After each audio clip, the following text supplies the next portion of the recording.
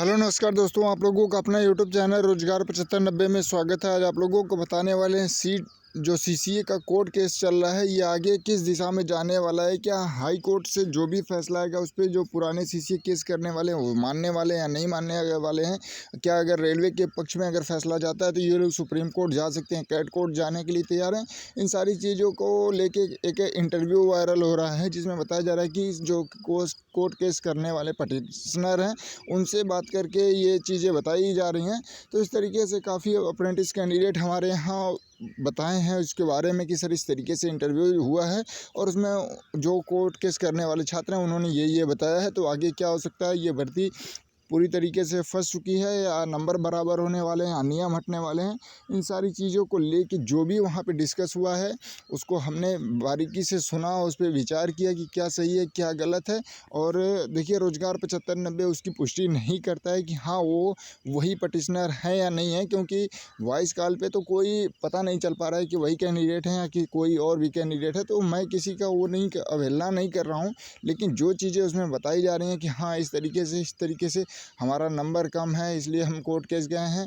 और आगे भी हमारा विचार है। हमारा लास्ट अटेम्प्ट था और हमारा सीबीटी में 50 प्लस बन रहा है और एनएसी सीबीटी मिला के भी 52-53 नंबर इन्होंने इस तरीके से बताया है। तो जब 52-53 नंबर बन रहा है और दूसरी चीज़ें साथियों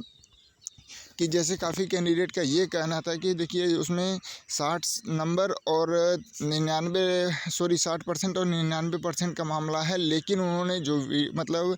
वॉइस कॉल पे जो उन्होंने बताया था, जो ऑडियो वायरल हो रही है, तो उसमें यही बताया था उन्होंने कि हमारा 70 से 80% के बीच में है। जब उनसे पूछा गया कि आपका एनएसी में कितना परसेंट है तो उन्होंने बताया कि 70 से 80% है। तो बहुत ज़्यादा तो डिफरेंट नहीं है, 1 से 2-3% लोगों का ही 90 प्लस है, बाकी बहुत ज़्यादा कैंडिडेट का 60 है तो 75 है, 70 है। इसी तरीके से सबका अलग अलग ही तो नंबर है। जब बराबर कर दिया जाएगा तो ये कोई तो रूल तो है नहीं। तो इस तरीके से जो भी वहाँ पे वायरल हो रहा है तो काफ़ी कैंडिडेट उसको लेके परेशान हैं कि उन्होंने कहा है कि अगर रेलवे हमारी बातों को मानता है तो हम कोर्ट केस वापस लेंगे, वरना हम आगे की पूरी फुल तैयारी करके रखे हैं, क्योंकि हमारा ये लास्ट अटेम्प्ट है। इसके बाद हमको ग्रुप डी में कोई मौका नहीं मिलने वाला है। और साथियों दूसरी चीज़ है, जब उनसे पूछा गया है कि आपने कब का अप्रेंटिस किया है, क्या आप 108 बैच के हैं, 109 बैच के हैं, तो उन्होंने कहा कि 109 बैच के पहले के हैं। मतलब वो 2019 में जो ग्रुप डी का मौका मिला था वो उनको भरपूर तरीके से मौका मिला था। और उस पर भी वहाँ पे चर्चा हुई, जब सवाल जवाब किया गया कि तो फिर आप उस टाइम क्या कर रहे थे कि आपका नहीं हुआ, आप 30 नंबर नहीं ला पाए, तो फिर क्या गारंटी है कि आपका कंपटीशन बढ़ गया तो अब की बार हो ही जाएगा। तो उन्होंने ये भी कहा कि उस टाइम हमें उतना नॉलेज नहीं था, ये नहीं था। इस तरीके से वहाँ पे बात कही गई। अगर भाई आपको जब मौका मिला है, आप खुद अपने ज़ुबान से कह रहे हैं कि हमारा 70 से 80% है, एनएसी में पुराने कैंडिडेट हैं, तो फिर बहुत ज़्यादा कम नहीं। अगर 70 से 80% के भी बीच में है तो 22 से 23 नंबर आपका 1/3 करने पे जब ऑलरेडी बन रहा था, तो आप उस टाइम सीबीटी में 10 से 15 नंबर लाते, 12 नंबर लाते तो भी सिलेक्शन होने के पूरे चांसेस थे। अगर आप वहाँ पर उतना नंबर तभी भी नहीं ला पाए और फिर आज कोर्ट केस कर रहे हैं, तो फिर नए जो भी साथी हैं इनको अगर इस तरीके से मौका मिला होता, अगर 60% भी अगर एनएसी में रहा होता, 1/3 करके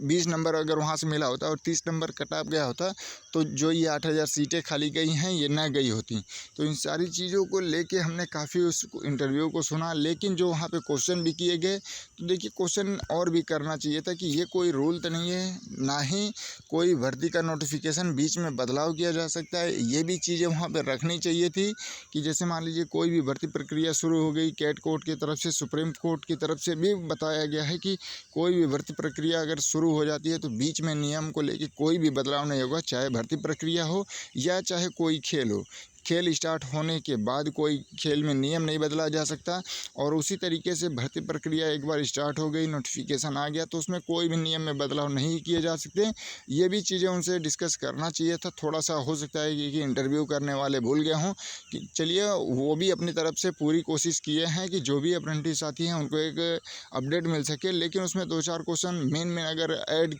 किया गया होता तो और भी बारीकी से उसमें क्लियर हो गया होता कि जैसे मान लीजिए काफ़ी वैकेंसियाँ का अगर उनको एग्जाम्पल दिया गया होता है और कोरोना को लेके भी एग्जाम्पल दिया गया होता है कि देखिए कोरोना के चलते तो आपके बाद जैसे आप 2019 के पहले किए हैं तो आपकी वो कंडीशन है,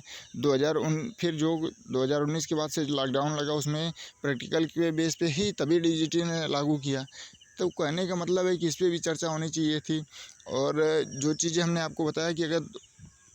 2019 की वैकेंसी में अगर उनको मौका मिला, अगर वो 30 नंबर नहीं ला पाए, तो साथियों इससे बड़ा दुर्भाग्य की बात कोई नहीं है कि अगर आप एनएससी सीबीटी में आके 30 नंबर नहीं ला पाए तो फिर आपको जो मौका दिया गया तो कोर्ट की तरफ से भाई नए सीसीए भी कहेंगे कि तब हमको भी एक बार 30 नंबर पे हमारा भी एनएससी का 60% करिए और हमको भी 30 नंबर पे कट ऑफ बनाइए, हम भी सीबीटी में 15 से 20 नंबर अगर ला के सिलेक्शन नहीं ले पाते हैं तो फिर हम कोर्ट केस नहीं जाएंगे, वो तो इतना के लिए तैयार है। तो इन सारी चीज़ों को सुनने के बाद बिल्कुल भी कोई भी अप्रेंटिस घबराए नहीं, जो भी न्यायालय की तरफ से फैसला आने वाला है बहुत जल्द आने वाला है। 22 तारीख को हम लोग पूरी की पूरी उम्मीद लगा के बैठे हैं कि हो सकता है रिजल्ट आ जाए कोर्ट का, क्योंकि देखिए वहाँ पे लिखा गया है कि जो आपको हमने बताया था CAB लिखा गया है, मतलब आपका फैसला रिजर्व रखा गया है, उसी दिन सुनाने की पूरी उम्मीद है कि उसी दिन सुनाया जा सकता है, क्योंकि सभी दलीलें सुन ली गई हैं, सभी एविडेंस चेक कर लिए गए हैं, दोनों पक्ष से जो जो बातें थी सभी पे विचार कर लिया गया है कोर्ट की तरफ से, केवल और केवल फैसला सुनाना बाकी है। तो जितने भी कैंडिडेट हैं अप्रेंटिस, उनका ये वायरल इंटरव्यू को लेकर जो भी डाउट था उसको हमने क्लियर कर दिया है। एक बार शॉर्ट फॉर्म में जल्दी सब कुछ क्लियर कर देते हैं कि देखिए वायरल इंटरव्यू को हम पुष्टि नहीं करते हैं कि नहीं वो पटिशनर है, बाकी अगर पटिशनर होंगे उनसे बात अगर हुई है तो बहुत अच्छी बात है, कम से कम जो सीसीए कैंडिडेट हैं उनको तो कुछ तो जानकारी मिली होगी कि क्या उनकी आगे की प्लानिंग है, और उनकी बातों के हिसाब से हमें भी लग रहा है कि नहीं वो आगे कोर्ट केस करने वाले हैं फिर, क्योंकि उनका ये भी कहना था कि हमारा लास्ट अटेम्प्ट था। तो भाई लास्ट अटेम्प्ट है तो इसका मतलब है कि आप करोड़ों युवाओं का, बेरोजगारों का नुकसान कर रहे हैं अपने चक्कर में। और दूसरी चीज़ें उसमें ये चीज़ हमको समझ में आई कि अगर इनको 2019 में मौका मिला है तो कोर्ट केस जो हुई है, रेलवे को ये भी पूछना चाहिए कि भाई आपको एनएससी सीबीटी मिला के 30 नंबर जब दिया गया तब आप नहीं कर पाए, 8000 सीटें खाली चली गई और आज आप 15 लोगों की वजह से पूरी भर्ती प्रक्रिया रुकी हुई है, रेलवे को कर्मचारियों की कमी है, ये मुद्दा है। दूसरी चीज़ है कि अगर आपका बहुत ज़्यादा नंबर नहीं कम है, 60% नहीं है, आपका कोर्ट केस करने वाले जो कैंडिडेट हैं उनका 70 से 80% है, तो बहुत ज़्यादा भी कम नहीं है। इन सारी चीज़ों को अगर बारीकी से देखा जाए तो जो निकल के निष्कर्ष आ रहा है उसमें बिल्कुल भी घबराने की ज़रूरत नहीं है। सारी चीज़ पे अगर मतलब बात किया जाए, और जो मेरिट को लेके भी कन्फ्यूजन बनी हुई है कि मेरिट इतना कम कैसे है, तो इसमें निष्कर्ष ये निकल के आ रहा है साथियों कि देखिए जो भी कोर्ट केस चल रहा है उसको लेके बिल्कुल भी परेशान नहीं होना है। अब जितना आप लोगों ने इंतज़ार किया है, महीने 2 महीने भी अगर और भी जाएगा तो कोई दिक्कत नहीं है, लेकिन फ़ैसला सही होना चाहिए और एग्जैक्ट होना चाहिए, क्योंकि जितने भी कैंडिडेट हैं आप लोगों को बता दें कि आप लोग जिस तरीके से वेट कर रहे हैं बस मान के चलिए कि 22 तारीख को हो सकता है फ़ैसला आ जाए। और जो जो ये बातें हुई थी उसको हमने बता दिया कि ये चीज़ें वहाँ पे क्वेश्चन किया जाना चाहिए था और ये चीज़ लीगल था, और इसी हिसाब से लग नहीं रहा है कि इनके पक्ष में फ़ैसला जाएगा, क्योंकि देखिए इन्होंने 12.5 का वहाँ पे जिक्र किया गया इंटरव्यू में भी, तो इन्होंने कहा कि भाई इससे हमारा कोई लेना देना नहीं है। तो ऐसा तो कोई नहीं है कि भाई आपका लेना ही देना नहीं है, नोटिफिकेशन के हिसाब से आप फॉर्म भर रहे हो फिर बोल रहे हो कि हमारा 12.5 से कोई कोई मतलब नहीं है, इससे हमको कोई लाभ नहीं है। आपको अलग अलग से प्रत्येक के जो स्टूडेंट हैं उनको अलग अलग से लाभ थोड़ी पहुंचाया जाएगा। भाई आप क्राइटेरिया में नहीं आ रहे हो तो उसमें रेलवे की क्या गलती है? रेलवे तो आपको बहुत सारा बेनिफिट दिया है। जब 2019 में आपको मौका नहीं मिला होता तो आप इस लायक होते कि हाँ आप ऑब्जेक्शन कर रहे हैं, तो थोड़ा सा ये लगता है कि हाँ आप सही हैं। तो इन सारी चीज़ों को देखते हुए बिल्कुल भी घबराए नहीं, जो भी अप्रेंटिस कैंडिडेट हैं बिल्कुल भी पॉजिटिव आपके मतलब फैसला आएगा, रेलवे के पक्ष में जाएगा। नोटिफिकेशन जो है वही चीज़ें लेके रेलवे आगे बढ़ेगा। तो 1 भी % आप लोगों को परेशान नहीं होना है। बाकी रोज़गार 75-90 आप लोगों को पल पल की जो भी अपडेट हैं उसको पहुंचाने का काम करेगा। आप लोग मतलब ज़्यादा से ज़्यादा सपोर्ट करिए और इस वीडियो को शेयर करिए कि जो भी लोग मतलब उसको लेके कन्फ्यूजन में हैं उनकी कन्फ्यूजन दूर हो सके। और आगे आप लोग क्या कहना चाहते हैं, क्या उस इंटरव्यू के बारे में कहना चाहते हैं, क्या क्वेश्चन और छूट गए हैं या क्या उन्होंने गलत बातें जवाब दिया है, इन सारी चीज़ों को जो भी आपके मन में डाउट होगा, जो भी आपको लगा होगा तो ज़रूर कमेंट करके बताइएगा साथियों। और उसके साथ साथ तैयारी कंटिन्यू रखिए। धन्यवाद।